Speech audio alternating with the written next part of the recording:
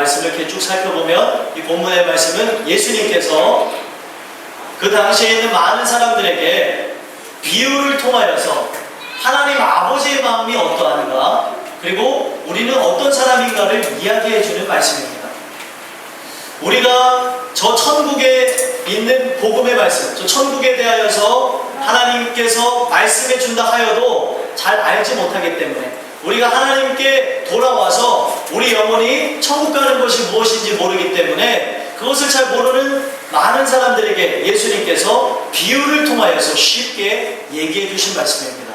그래서 이 말씀에 보면은, 여기 말씀에 나오는 아버지는 하나님을 상징하고요, 여기 나오는 둘째 아들은 바로 우리를 상징하기도 하고, 그리고 아직까지 예수님을 안 믿는 사람을 상징하기도 합니다. 여러분들이 이제 그런 시각을 가지고, 그런 눈을 가지고 제 말씀을 들으신다면, 저 아버지의 마음이, 성경에 나오는 지금 아버지의 마음이 바로 하나님 아버지의 마음이고, 그리고 저기에 나오는 둘째 아들의 모습이 바로 우리의 모습이구나를 여러분들 깨닫게 되어질 것입니다.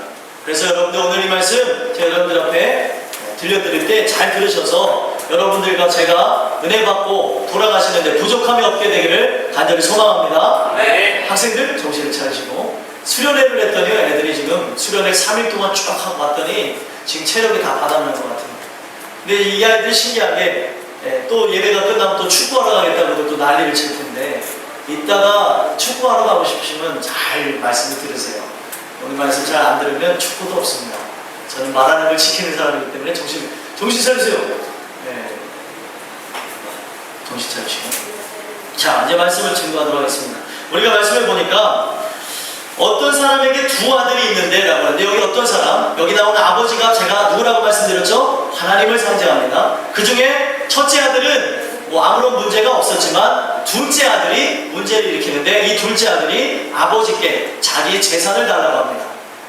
아버지, 제게 이 재산을 주십시오. 제가 이 재산을 가지고 한번 열심히 이거를 토대로 해서 성공해 보겠습니다. 바로 우리 하나님 아버지한테 그런 얘기를 했다는 것이죠.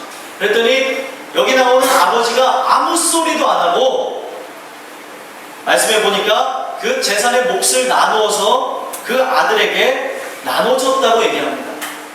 그래서 그 아들에게 나눠준 그 재산을 가지고 그 아들이 며칠이 안 되어서 그 재산을 가지고 그 재물을 모아가지고 먼 나라에 가서 썼다라는 내용이 나와요.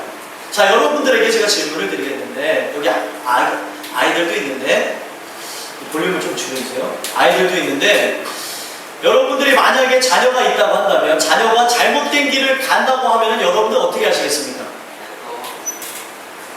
냅두는 건 아니죠.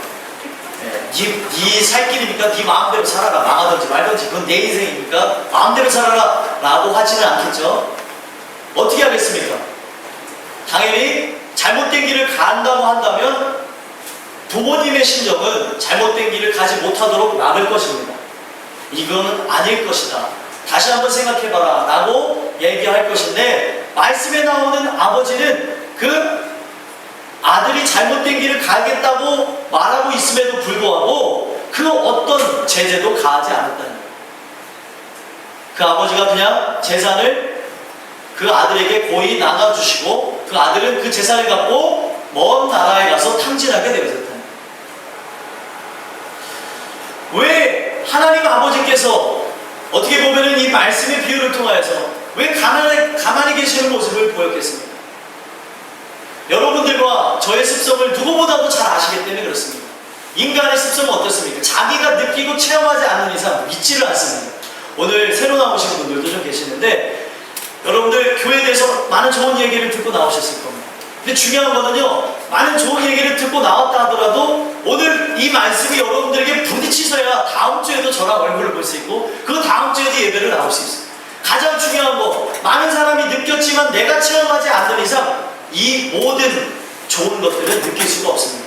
그래서 이 하나님 아버지는 그 아들이 그 분깃을 가지고, 재산을 가지고 나가서 한번 방탕하게 생활을 해봐가지고 바닥까지 내려가봐야 아버지께 돌아올 것을 알기 때문에, 그것이 잘못된 길이라는 것을 더욱더 뼈저리게 느끼게 하기 위해서 가만히 계셨다는 거예요. 그러면 여러분들 잘못된 길을 걸어가는 걸 알고 있는 아버지가 저 아들이 많은 고통과 고난을 당하고 돌아오기를 바라면서 기다린다면 그 마음이 어떻겠어요? 말을 하면서 말리는 그 마음보다 일부러 말을 하지 아니하고 기다리는 그 아버지의 마음 굉장히 아프고 쓰릴 것입니다. 근데 이 하나님 아버지는 그 말씀 그대로 기다리고 또 기다리고 또 기다리셨다.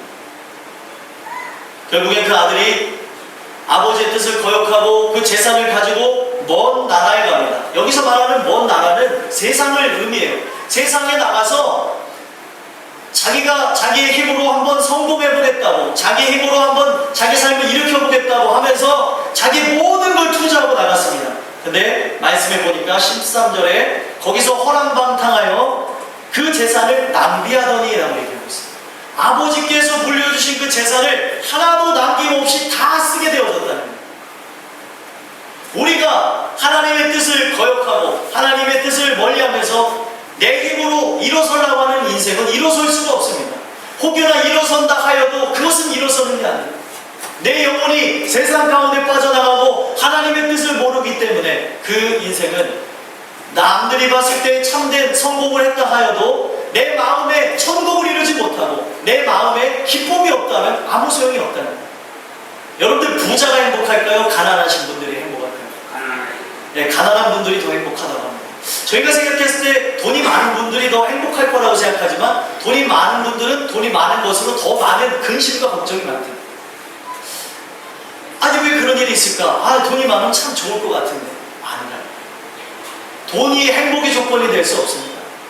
여러분들 마음에 하나님의 말씀을 통하여서 여러분들 마음부터가 평안을 얻으시고 천국이 되셔야 여러분들 인생이 정말 내가 10원을 갖고 있어도 행복한 인생이 될 수 있는 거예요.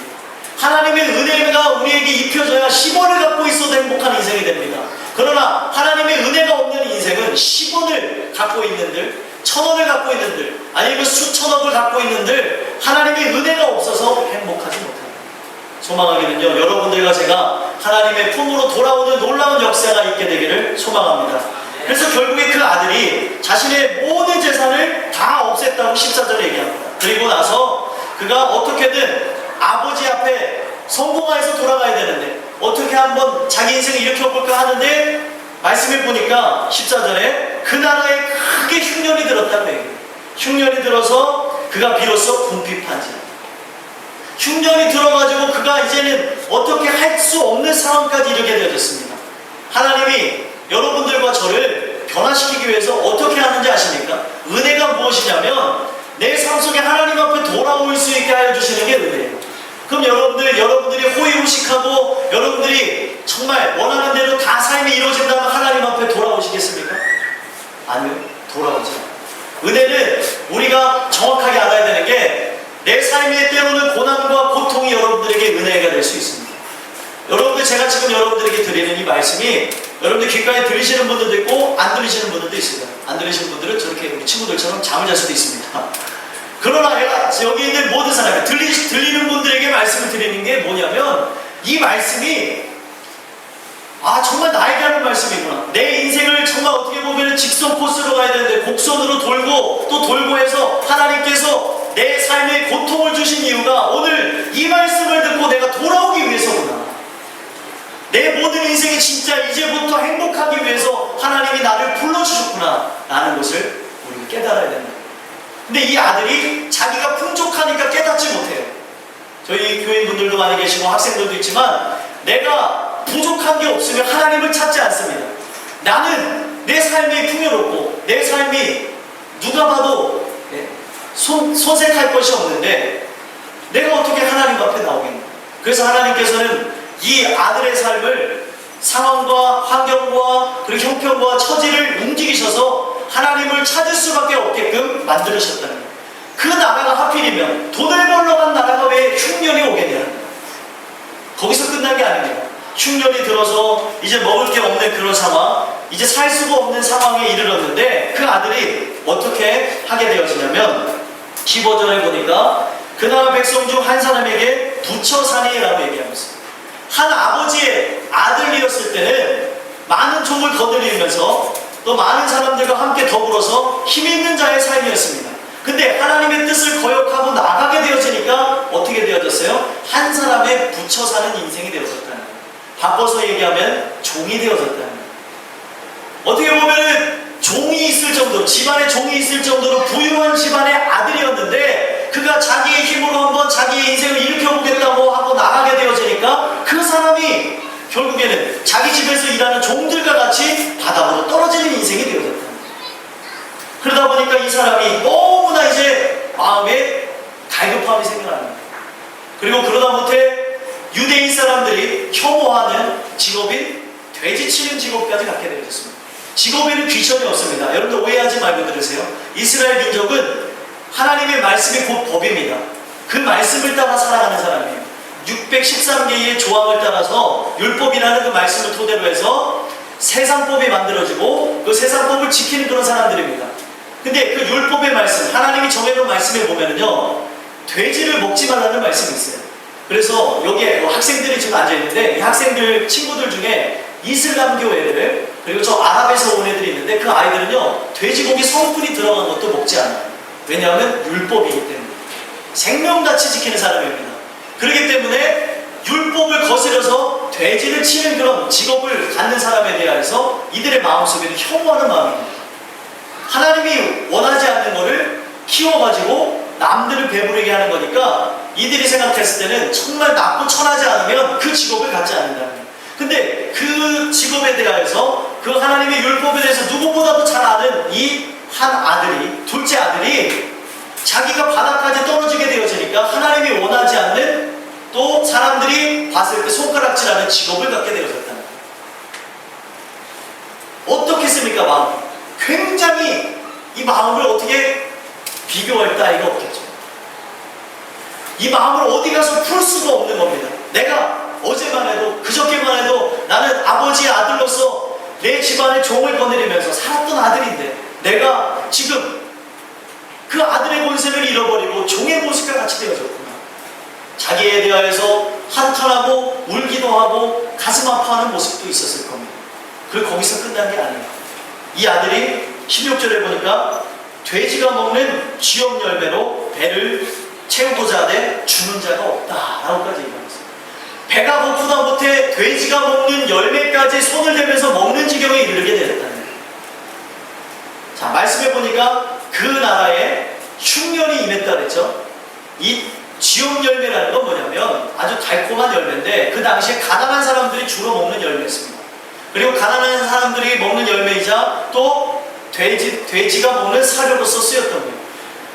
열대지방에서 살다 보니까 그 사람들이 바깥에도 이제 먹을 것이 이렇게 막 열리는 그런 상황이었다는 거죠. 돈이 없는 사람들은 그런 것을 따서 먹게 되어졌는데 나라가 흉년이 들게 되어지다 보니까 바깥에 흔히 볼 수 있는 열매조차 볼 수 없게 되는 상황에 이르게 됐다.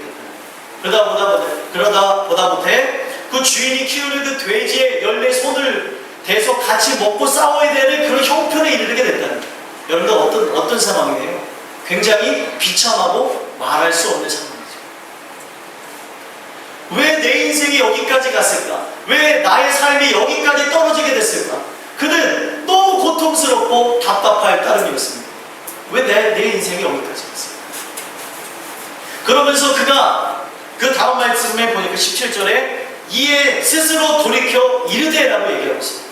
그러면서 뭐라고 얘기합니까? 스스로 깨달음을 얻은 거예요. 깨달음을 얻으면서 얘기하는 게 내 아버지에게는 양식이 풍족한 품꾼이 얼마나 많은가. 나는 여기서 줄여 죽는다. 아버지 곁에 있는 종들은 먹을 것은 풍성해서 그 먹을 것에 대한 걱정은 없이 사는데 나는 지금 종의 모습까지 되어졌는데 종의 모습뿐만 아니라 지금 먹고 살 수 없는 그런 형편이 자기는 너무 힘이 들고 어렵다는 걸 표현합니다. 그가 생각해봤을 때 왜 내가 여기까지 오게 됐는가, 왜 잘못된 길을 걷는가에 대해서 깨닫게 되어졌다. 스스로 돌이켜 이르되 여러분들과 제가 오늘이 주시는 이 말씀을 통하여서 잘못된 길을 걸어가는 여러분들과 저의 인생에 대해서 다시 한 번만 생각해 볼 수 있는 기회가 여러분들에게 있게 되길 소망합니다. 여러분들 변화는 언제 오는지 아십니까? 우리 안에 생각이 들어올 때 변화가 이루어지게 된다는 거예요. 성경은 생각을 주는 두 주체가 있습니다. 한 주체는 바로 하나님이시고 한 주체는 마귀예요. 사탄입니다. 하나님께서 구원할 자에게는 하나님이 주시는 아름다운 생각을 토대로 해서 가던 길을 돌이키게 하여 주신다는 거예요. 그러나 하나님이 은혜를 주지 않는 사람, 하나님이 은혜를 주지 않는 사람은 생각을 주는 다른 주체, 마귀가 그 생각을 줘서 패망의 길을 걷게 만들어 버리신다는 거예요. 여러분들과 제가 하나님의 뜻을 거역하는 품성은 다 똑같습니다. 그러나 은혜가 있는 사람, 하나님이 구원하고자 하는 자는 어떤 사람이냐면 가던 길을 돌이키게 만드는 생각이 오는 사람이에요. 아, 내가 지금 걸어가는 길은 잘못된 길은 아닌가. 내가 지금 뒤도 돌아보지 않고 열심으로 내 인생을 달리고 있는데 내가 걸어가는 길은 잘못된 길은 아닌가라는 생각을 갖는 사람이 하나님이 쓰시고자 하는 사람, 하나님이 변화시키고자 하는 사람, 하나님이 구원하고자 하는 사람이라는 거예요. 나의 삶에 대해서 한 번도 돌아보지 않는 사람은 변화가 없어요. 여러분들 지금 세계적으로도 유명했던 그런 많은 사람들이 자기에 대해서 자기가 이렇게 성공할 수 있었던 이유에 대해서 이렇게까지 얘기했습니다. 내가 성공할 수 있었던 이유는 내 자신을 날마다 돌아봄입니다. 이 돌아봄이 어디서 왔는지 아십니까? 바로 성경에서 왔습니다. 성경에서 자기 자신을 돌아다 볼 때 자기 자신은 너무나 부족하고 연약하다는 걸 깨닫는 거예요. 그래서 오늘도 하나님께 기도하고 하나님께 간구해서 그 주시는 힘을 따라서 자기가 연구하고 또 그 뜻을 향해서 나가다 보니까 자기는 유명한 발명가가 되어졌다, 유명한 과학자가 되어졌다, 이런 얘기를 했다는 거예요. 그게 바로 누구냐면 에디슨이에요. 에디슨.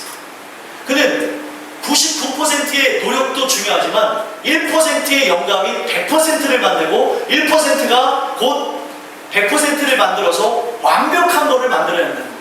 그러니까 내가 정말 어떤 발명품을 하기 위해서 열심히 노력한다 해도 그 발명품을 위해서 노력하는 것 외에 1%의 영감이 내 안에 들어와야 그것이 무엇인지 확실히 깨달아야 그거에 대해서 연구해서 어떠한 발명품을 낼 수 있다는 거예요. 그 영감을 주시는 이가 누구라고 얘기했냐면 에디슨은 하나님이라고 했어요. 생각을 주시는 거예요.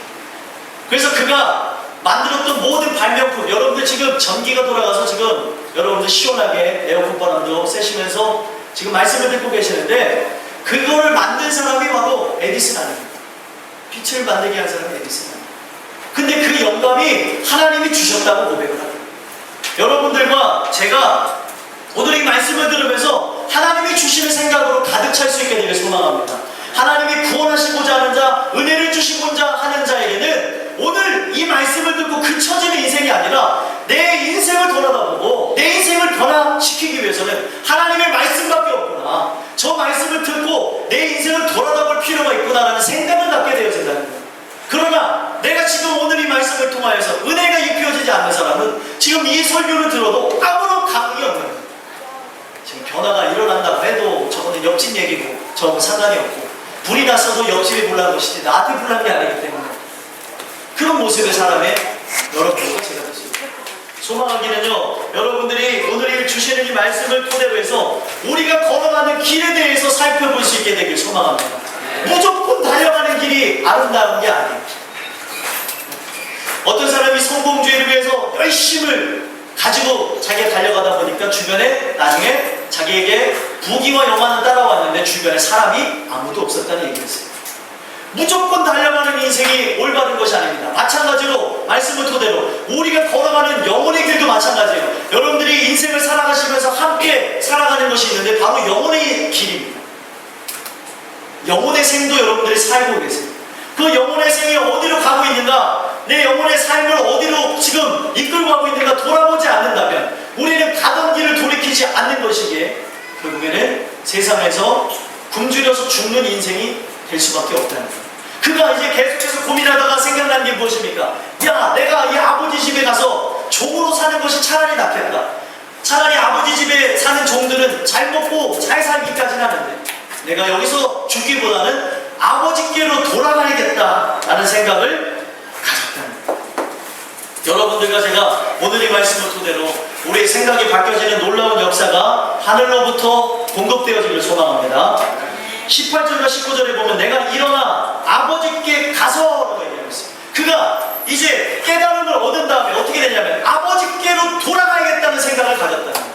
여러분들도 오늘 이 말씀을 통하여서 내가 이제 예수님을 믿어야겠다, 하나님께로 돌아와야겠다는 생각을 가질 수 있게 되길 소망합니다. 삼라만상을 주관하시는 분, 여러분들의 인생에 손대시면 성공되어지고, 여러분들의 손대면 여러분들의 인생에 배만케 하시는 그 키는 하나님이 갖고 계세요. 성경에 하나님은 생사화복을 주관하시는 거예요. 내가 내 인생을 주관한다고 해서, 겉으로 보이는 성공했다고 해서 다가 아닙니다. 여러분들이 인생에 성공을 얻고도 지옥에 간다면 그 사람은 성공한 사람이 아니라고 성경은 얘기해 주고 있어요. 소망하기는요, 여러분들이 이 말씀을 토대로 내가 예수님을 정말 믿고 나아가야겠다, 정말 내가 정말 예수님을 안 믿었었는데 이제 한번 예수님을 믿어봐야겠다는 생각이 여러분들에게 들어오시기를 소망합니다. 그래서 이 아들이 어떤 생각을 가지게 되었냐면 18절에 내가 일어나 아버지께 가서 이르기를 아버지, 내가 하늘과 아버지께 죄를 지었사오니, 19절까지 보면 지금부터는 아버지 아들이라 일컬음을 감당하지 못하겠나이다. 나를 품꾼의 하나로 보소서 하리라. 아버지께로 돌아가게 되어지는데 내가 아버지께 가서 진심으로 사죄하고 나를 그냥 종으로 써주시옵소서, 내가 이렇게 가야겠다는 생각을 했다는 거예요. 여러분들, 이 말씀을 토대로 우리가 생각해 봐야 되는 게 뭔지 아십니까? 우리가 이 하나님께 예배를 드리면서 내가 죄인된 것을 확실히 여러분들이 은혜를 통하여서 깨달으셔야 돼요. 그 은혜가 여러분들에게 입혀져서 내가 죄인 되어졌다는 생각을 깨닫지 않는다면 몸은 여기 앉아있을지라도 여러분들의 영혼은 이 자리 하나님께로 돌아온 것이 아니기 때문에 우리의 삶에는 희망과 우리의 삶에는 어떻게 보면은 소망이 없어진다는 거예요.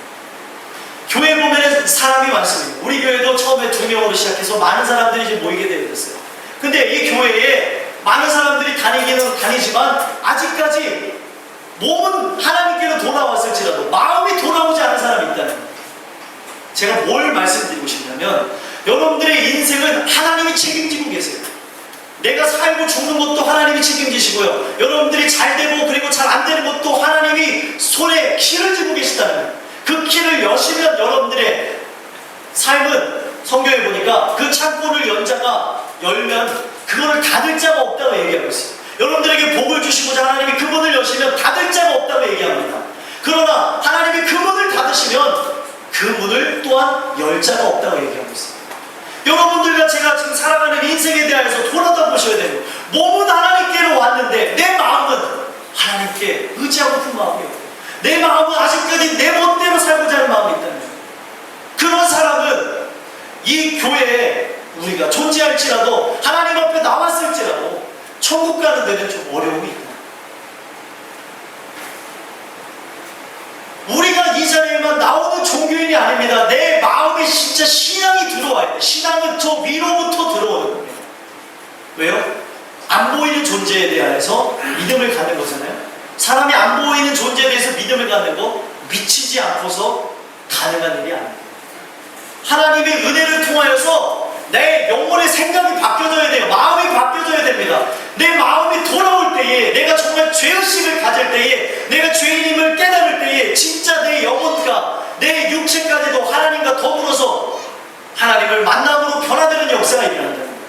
몸만 온다고 해서 되는 게 아닙니다. 여러분들의 마음도 은혜를 통하여서 하나님께로 돌아오시길 소망합니다. 돌아올 때 변화가 일어납니다. 이 아들이 몸과 마음이 아버지께로 돌아왔더니 아버지가 어떤 모습을 갖고 있었습니까? 어떤 모양을 하고 계셨어요? 20절에 보니까 아직도 거리가 먼데 아버지가 그를 보고 측은히 여겨 달려가 목을 안고 입을 맞추니 라고 얘기하고 있어요. 아직도 거리가 먼데 아버지가 그를 먼저 알아봤다고 얘기했어요. 자, 이 얘기는 뭘 상징합니까? 이 아버지는 그 아들이 집을 나간 그날서부터 아들이 돌아오기만을 기다리고 저 멀찍이서 아들이 보여지는 잘 보이는 그곳에서 아들이 돌아오기만을 간절히 소망하고 있었다는 거예요. 오늘 이 말씀을 토대로 하나님이 여러분들에게 주시고자 하는 메시지가 무엇입니까? 하나님은 태초부터 여러분들의 인생을 작정하셔서 여러분들이 돌아오기를 간절히 소망하고 계셨다는 거예요. 여러분들은 집을 나간 아들과 같고 집을 나간 딸과 같기 때문에 여러분들의 영혼이 돌아오기를 하나님은 그렇게 바라고 계셨다는 거예요. 여러분들 그게 믿어지십니까? 여러분들이 믿어지시면 여러분들은 정말 이제 두려움과 걱정이 없는 인생이 되실 겁니다.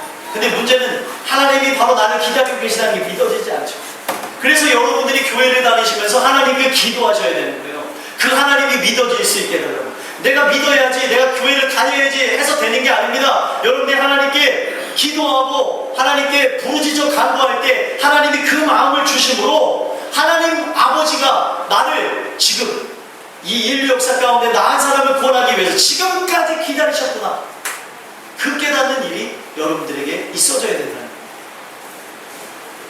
여러분들 오늘 이 말씀이 여러분들에게 어떻게 들려지는지 모르겠습니다. 이 아버지의 심정이 어떻겠어요? 그 사랑하는 아들이 바깥에 나가서 고통당하는 것까지 다 알고 나중에 돌아올 것까지 아는 그 아버지의 마음, 얼마나 가슴이 아팠겠습니까? 저 아들이 정말 나의 집이 편안하고 내 품 안에 있는 것이 가장 좋다는 걸 깨달아야 되는데 그 아들을 위해서 이 아버지는 늘 날마다 울면서 기도했을 겁니다. 성경에 보니까 우리 성령 하나님은 우리 인간의 삶을 보시면서 말할 수 없는 탄식으로 간구하시는 거예요. 오늘도 저 아들이 돌아오게 없어서, 저 딸이 돌아오게 없어서, 하나님 저 영혼이 하나님 앞에 돌아와야 됩니다. 계속해서 기도하신다는 거예요. 그 마음이 여러분들에게 깨달아질 수 있게 되기를 소망합니다. 이 아버지의 마음이 여러분들이 깨달으신다면 우리 인생은 바뀌어집니다. 이 아버지가 결국에 그 아들을 달려가서 끌어안고 목을 안고 입을 맞췄다고 나왔어요. 얼마나 기쁘면 멀찌감히 그 아들이 올 때만을 똑같은 시간을 기다렸을 뿐더러 달려가서 그 아들을 입을 맞추고 그리고 안아주는 모습이 있나요? 그랬더니 이 아들이 어떤 모습으로 나옵니까? 그 아들이 다짐한 그대로 얘기합니다. 나는 아버지, 내가 하늘과 아버지께 죄를 지었사오니 지금부터는 아버지의 아들이라고 말씀하지 마시고 저를 그냥 종으로 써주시옵소서.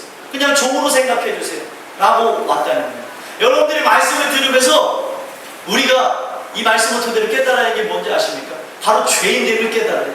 성경에 예수님은 이 땅에 오신 이유는 죄인을 부르러 오셨대요. 내가 죄인임을 깨달을 때 하나님을 의지할 수밖에 없습니다. 근데 내가 죄인임을 아직 모르잖아요. 하나님을 의지하라고 해도 의지하지 않습니다. 자꾸 세상을 의지하고 돈을 의지하고 명예를 의지하고 권력을 의지하고 나가는 그런 모습이 가득하다. 근데 이 아들이 깨달은 거예요. 내가 정말 죄인이구나. 아, 내가 정말 저 아버지 품 안에 있는 것 그것만으로 정말 감사한 거구나. 내가 저기에 종으로 사는 한이 있더라도 저기를 들어가요. 아버지, 제가 잘못했습니다. 저를 그냥 아버지 품에 종으로 두십시오. 그랬더니 이 아버지가 종으로 뒀습니까? 아니죠. 그 아들의 권세를 회복시켜줍니다. 22절에 보니까 아버지가 종들에게 제일 좋은 옷을 가져오라고 하고 손에 가락지를 끼우고 발에 신을 신겼다고 얘기하고 있습니다. 발에 신발을 신겼다고 했는데 발에 신발을 신기는 것은 이 아들이 종에서 다시 아들의 권세를 회복한 것을 얘기하는 겁니다. 종의 모습에서 바로 어떻게 보면은 종이 아닌 그냥 평민의 모습으로 돌아온 것을 얘기하는 거예요. 종들은요 그 당시에 신발을 신지 못했습니다. 그래서 종과 그리고 일반 사람이 비교되어지는 게 뭐였냐면 신발을 신었느냐 신지 않았느냐를 얘기하는 거예요. 그래서 하나님의 종으로 평생 살기로 소원했던 모세가 하나님을 만났을 때 어떤 행동을 합니까? 하나님을 만났을 때 자기가 신은 신발을 벗은 것은 내가 바로 하나님의 종입니다라는 뜻이 있는 거예요. 내가 이제 하나님의 종으로 살아가겠습니다. 근데 이 아들이 세상에 나가서 호랑방탕하게 살다 보니까 아들이었지만 종이 되어지면서 신분이 뚝 떨어진 거예요. 아버지 품에 있을 때는 아들이었지만 지금 바깥에 나가서 세상에 가서 살다 보니까 결국에는 종이 되어졌어요. 이 종이 되어진 의미는 뭐냐면 우리가 은혜가 없는 그것으로 마귀의 자녀가 되어졌잖아요. 마귀의 종노릇 하면서 세상에 얽매여서 살아가는 걸 의미합니다. 세상 사람들이 뭐에 얽매여 살아갑니까? 돈에 얽매여 살아가고 명예에 얽매여 살아가고 권세에 얽매여 살아가고 자기의 권력을 유지하려고 살아갑니다. 근데 이 얽매여진 것으로부터 풀어주는 역사가 무엇이냐면 그 발에다가 신을 신겨주십니다. 여러분들에게 이런 놀라운 역사가 있어질 수 있게 되길 소망합니다. 은혜가 무엇이냐면 가망성이 없는 사람, 이제는 사형 집행을 받아서 풀려날 수 없는 사람을 풀어주는 게 바로 은혜입니다. 여러분 사형수에게 희망이 있어요? 희망이 없습니다. 사형수는요 절대 풀어날 수가 없어요. 그러다 보니까 그의 삶은 무료해질 수밖에 없고 다 무기력해 살다가 죽음에 대한 공포 속에 죽는다고 합니다. 근데 그런 사형수의 그런 모습으로 살아가는 내가 하나님의 은혜로 정말 가망이 없던 내 인생의 소망으로 바뀌어진다는 거예요. 내 삶은 지금 이 세상에서는 막 살아가는 게 각박하고 내 삶은 전쟁인데 그 은혜를 통하여서 천국의 하나님의 아들로 삼아주신다는 거예요. 딸로 삼아주신다는 거예요. 얼마나 감사한 일입니까? 지금 이 감격이, 이 감동이 여러분들에게 전달되는지 모르겠어요. 눈만 껌뻑껌뻑 거리시는 분들 계시는데 여러분들 이 하나님의 말씀이 여러분들에게 들려져서 여러분들과 저의 인생이 변화되는 역사가 있게 되길 소망합니다. 그 손에다 가락지를 끼웠다고 합니다. 가락지를 끼운 것은 바로 권세를 회복하는 거예요. 요한복음 1장 12절에 보면 영접하는 자 곧 그 이름을 믿는 자들에게는 하나님의 자녀가 되는 권세를 주셨습니다. 여러분들이 이제 종의 아들이 아니라 종의 모습이 아니라 바로 하나님의 아들로 만들어 주시겠다는 거예요. 아멘이십니까? 여러분들이 그 은혜를 받게 되어지면 이제는 세상의 노예로 살아가는 게 아니라 하나님의 자녀로 살다가 천국 가게 하여 주신다는 거예요. 그 역사가, 그 하나님의 능력이 여러분들에게 입혀질 수 있게 되길 소망합니다. 그리고 제일 좋은 옷을 입혀줬다. 이 옷은 뭘 상징하냐면 우리가 천국 가기 위해서 입어야 되는 옷이 있습니다. 성경에 보니까 계시록에 보니까 구원받은 백성들이 흰 옷을 입었다 그랬어요. 흰 옷은 뭘 상징하냐면 예수 그리스도가 주신 은혜의 옷을 상징합니다. 예수님이 지금 십자가 달에 돌아가셨죠. 여기 교회 보면 십자가가 달려 있습니다. 이게 뭘 상징하냐면 저 십자가에서 물과 피를 다 쏟아서 여러분들과 저를 구원해 주셨다는 겁니다. 그러면 저와 여러분들이 이것에 대해서 아무 생각이 없이 살아가는데 은혜가 입혀지면요 정말 물과 피를 나를 위하여서 나의 모든 죄악을 씻기기 위해서 나를 위해서 돌아가셨구나. 그걸 깨닫는 것이 바로 하나님의 은혜인데 그것이 이제 여러분들에게 증거가 되어지면 저와 여러분들이 어떻게 되어지냐면 바로 말씀에 나와져 있는데 깨달은 자는 흰옷을 입었다는 그런 뜻이 되어집니다. 여러분들과 제게 그런 역사가 일어나길 소망합니다. 정말 예수님이 나를 위해 돌아가셨다는 거 믿어지지 않을 수 있지만 정말 여러분들이 이 교회에 나와서 하나님의 말씀을 듣고 또 여기에 있는 그런 모든 프로그램에 참여하시다 보면 예수님이 나 같은 사람을 위해서 정말 나란 사람을 위해서 저 하늘에 있는 높은 보좌를 버리고 이 땅에 낮아지기까지 낮아지셔서 나 한 사람을 위해서 돌아가셨구나를 깨닫게 되어진다. 그것을 깨달은 자가 흰옷을 입은 자, 예복을 입은 자입니다. 그 사람은 이제 아들의 권세를 가지고 천국에 들어가는 자가 되겠습니다. 여러분들과 제가 오늘 이 말씀을 토대로 변화받는 놀라운 인생이 되길 소망합니다. 23절을 보니까 살찐 송아지를 끌어다가 잡으라 우리가 먹고 즐기자 라고 얘기했습니다. 여러분들과 제가 하나님 앞에 돌아오잖아요. 하나님은 저 하늘에서 나 한 사람이 돌아온 것을 기뻐하면서 잔치를 배설한대요. 오늘 새로 오신 분들이 보이는데 다음 주에도 보게 되길 소망합니다. 여러분들이 오셨잖아요. 저는 기쁨을 표현을 못하는데 너무 기뻐요. 어떻게 표현할 방법이 없는데 너무나 기쁜데 성경에 보니까 제가 기뻐하는 건 비교도 되지 않고 하늘에 계신 아버지는 저 천국에 있는 모든 사람들 다 불러서 잔치를 배설한대요. 여러분들 한 사람이 돌아온 걸 보고 여러분들이 하나님 앞에 돌아오시는 그 역사로 인하여서 저 천국의 잔치가 배설되어지는 역사가 있게 되기를 소망합니다. 하나님이 여러분들을 보고 얼마나 기뻐하시냐면 24절에 있는 말씀 그대로입니다. 내 아들은 죽었다가 다시 살아났으며 내가 잃었다가 다시 얻었노라. 이게 바로 하나님의 심정입니다. 세상에게 뺏겼던 아들, 세상에게 뺏겼다 보니까 어떻게 보면 죽었다고 해도 과언이 아닌 아들이라는 거죠. 죄의 노예로 살아가서 가망이 없던 이 아들이 정말 하나님의 역사하심으로 돌아오게 되어지니까 죽었다가 다시 살아난다. 여러분들 은혜가 무엇인지 아십니까? 인간 뜻대로 살아가는 우리의 인생이 하나님의 뜻대로 살아가는 게 바로 은혜입니다. 우리는요 인간의 뜻대로 살아가지 하나님의 뜻은 죽었어요. 근데 은혜가 뭐냐면 하나님의 뜻이 다시 살아나서 하나님의 뜻을 위해 살아가게 바꿔주신다는 거예요. 이게 바로 여러분들에게 이 놀라운 은혜가 입혀지길 소망합니다. 그리고 잃었다가 다시 얻었노라. 빼앗겼던 걸 다시 찾았다는 거예요. 누구에게 잃었던 아들입니까? 사탄과 마귀에게 잃어버렸던 그 아들을 다시 찾았다는 거예요. 그럼 하나님의 아버지의 마음이 어떻겠어요? 너무나 기쁘다는 거예요. 너무.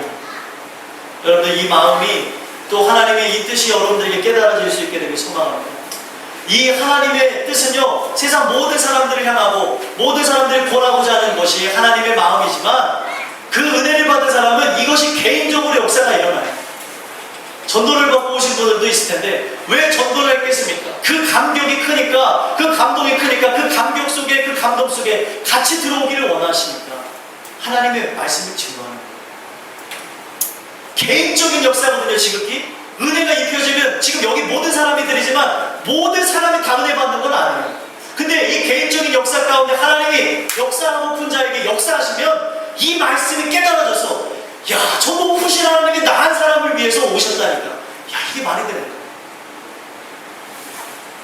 대통령이 여러분들 앞에 찾아왔다고 생각해보세요. 대통령이 찾아와도 감격하는데 하늘에 높으신 하나님의 아들이 여러분들을 구원하기 위해서 오셨대요.